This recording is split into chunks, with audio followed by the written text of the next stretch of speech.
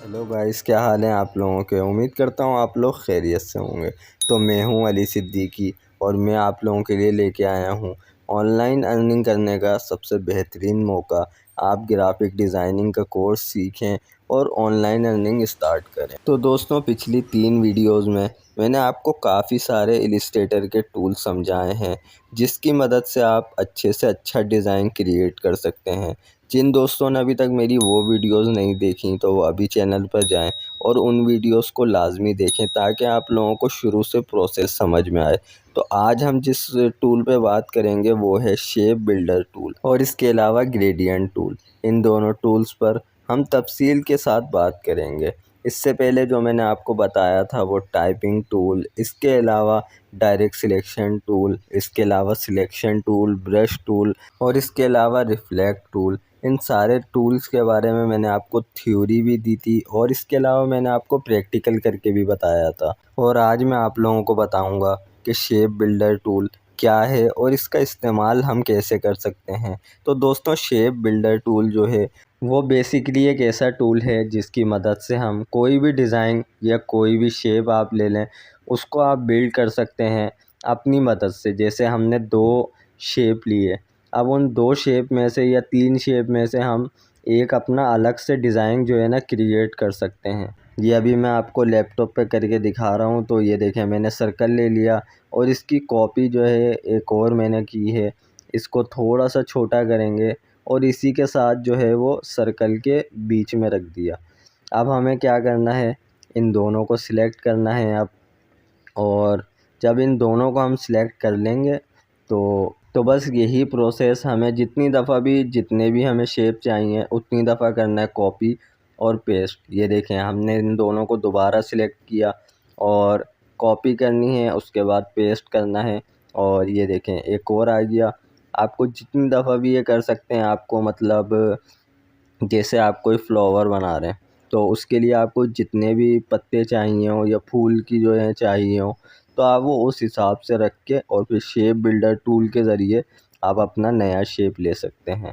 अब ये देखें, ये तीनों मैंने यहाँ पे रख लिए और अब हमें ये तीनों सिलेक्ट करना है और उसके बाद शेप बिल्डर टूल को जो है वो हमने सिलेक्ट किया।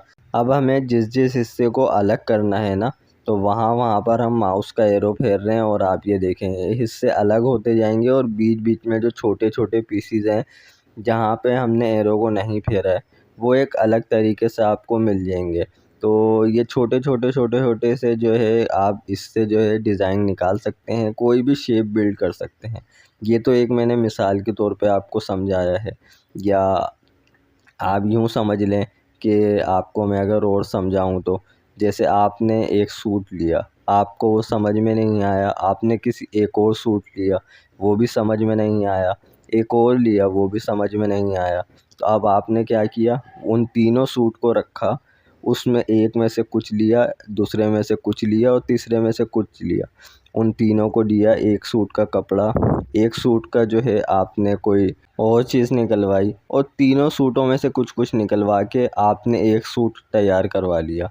तो इसी तरीके का इसका ये काम है कि आपने जितने भी शेप जो हैं वो आपने एक ड्रॉ किए और उन सारे शेप के ऊपर आपने ये जब शेप बिल्डर टूल का इस्तेमाल किया तो आपको जो भी शेप चाहिए वो एक अलग निकल गया उनमें से। तो दोस्तों, अब मैं आपको बताता हूँ कि ग्रेडियंट टूल का इस्तेमाल कैसे करते हैं। तो सबसे पहले हमने शेप ड्रॉ कर लिया।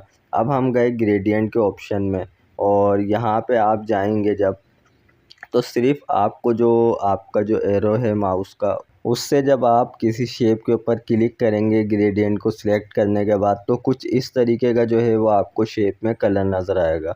अब आपको क्या करना है, जहाँ पे लाइट हुआ है कलर, उस पॉइंट पे क्लिक करेंगे तो ये यहाँ पे देखें कलर्स के ऑप्शन आए, हमने कलर दूसरा सेलेक्ट कर लिया। अब जहाँ पे डार्क है हमने वहाँ पे क्लिक करना है और यहाँ पे देखें ये कलर के ऑप्शन आए और हमने यहाँ पे एक दूसरा कलर सेलेक्ट कर लिया। तो अब आप देख सकते हैं एक साइड पे डार्क हो गया, एक साइड पे लाइट हो गया। अब आपको ये जिस तरीके से भी जो है ना, जिस तरह मतलब के नीचे से ऊपर की तरफ चाहिए ग्रेडियंट या फिर साइड से दूसरी साइड की तरफ ग्रेडियंट चाहिए, तो आप ये जो एक लाइन टाइप आप देख रहे हैं ये एक स्केल टाइप है। तो आपको जो नीचे वाला कलर है जहाँ पे डार्क है, जब आप उसको नीचे की साइड पे रखेंगे तो नीचे की तरफ से डार्क होगा, और ऊपर की साइड लाइट होगा स्केल का हिस्सा तो ऊपर की तरफ लाइट होगा। इसी तरीके से इसके अंदर आप बीच में जो है वो हल्का और साइडों में डार्क कलर भी कर सकते हैं ग्रेडियंट में। तो इस टूल में भी इतनी कोई रॉकेट साइंस नहीं है, सीधा सीधा है।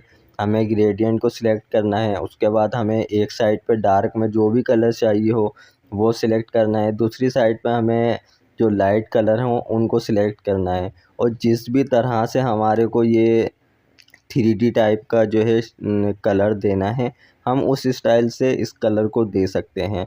आपको खाली ये स्केल को मूव करना है और उस हिसाब से ख़ुद ब खुद कलर होता जाएगा। तो दोस्तों आपको ग्रेडियंट का तो इस्तेमाल समझ आ गया होगा। अब बात करते हैं ग्रेडियंट के बिल्कुल नीचे ही मैश टूल। मैश टूल का यूज़ किन चीज़ों में किया जाता है, तो चलिए अब इस पे बात करते हैं। सबसे पहले हमने एक वही शेप ड्रॉ कर लिया, और अब हमें क्या करना है, यहाँ पे गए कोई भी कलर जो है वो उसमें शेप में हमने ड्रॉ कर लिया। अब हमने देखें अभी हम मैश टूल सेलेक्ट करेंगे, और जब हम मैश टूल को सिलेक्ट करेंगे ना, तो आपको शेप के साथ जिस तरीके का भी कंट्रास्ट चाहिए आप शेप में वो कलर इस्तेमाल कर सकते हैं। ये देखें हमने मैश टूल का इस्तेमाल किया, ये कुछ लाइनें टाइप आ जाती हैं। जितनी दफ़ा आप यहाँ पे क्लिक करते जाएंगे यहाँ पे लाइनें आती जाएंगी। और ये देखें जिस जगह पे आप मैश टूल के अंदर सिलेक्ट करके जब आप क्लिक करते जाएंगे एक डार्क कलर का जो है ना वहाँ पे एक स्पॉट आता जाएगा। जैसे कि आप देखते होंगे वेदर अपडेट वाले भी दिखाते हैं कि लाइट होते हैं और जहाँ पे गर्मी ज़्यादा होती है वहाँ पे वो डार्क स्पॉट आए हुए होते हैं। ये कुछ इसी तरीके का है। अब ज़रूरी नहीं है कि ये स्पॉट जो हैं वो डार्क ही आएँ। अगर आप इस पे लाइट कलर सेलेक्ट करते हैं मैश टूल में और जो बैकग्राउंड है उसको आप डार्क रखते हैं तो ये जो स्पॉट हैं ये लाइट भी शो होंगे। तो ये आपकी मर्ज़ी के ऊपर डिपेंड करता है, लेकिन आप जितनी दफ़ा यहाँ पे क्लिक करते जाएंगे ये आप देख रहे हैं लाइनें बनती जा रही हैं और स्पॉट आपको उससे ज़्यादा मिलते जाएंगे। बाकी आप यहाँ पे सिलेक्शन टूल की मदद से ही देख सकते हैं सारी लाइनें।